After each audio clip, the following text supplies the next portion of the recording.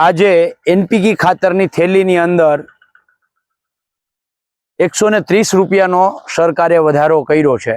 જે થેલી પહેલા 1720 રૂપિયાની આવતી હતી એ થેલી હવે 1850 રૂપિયામાં ખેડૂતોને મળશે। ત્યારે સવાલ એ થાય છે કે ખેડૂતની ખેત પેદાશની અંદર જે વસ્તુ ઉપયોગમાં લેવામાં આવે છે, દવા, ખાતર, બિયારણ, મજૂરી, ડીઝલ, ખેત ઓજારનો જ ભાવ વધારો કેમ થાય? આ એનપીકે ખાતરમાં જ 2014 થી 2025 સુધીમાં 350% વધારો થયો છે। કેન્દ્ર સરકારે 1,50,000 કરોડ રૂપિયાનો વધારાની સબસિડી એટલે કે 2 લાખ કરોડની સબસિડી અત્યારે કંપનીઓને આપે છે।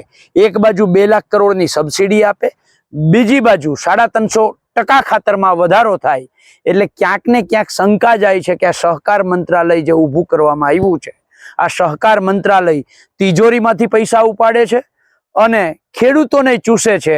બેય બાજુથી પૈસા ભેગી કરી અને આખા ભારતના કમલમો બનાવવાનું કામ કરે છે।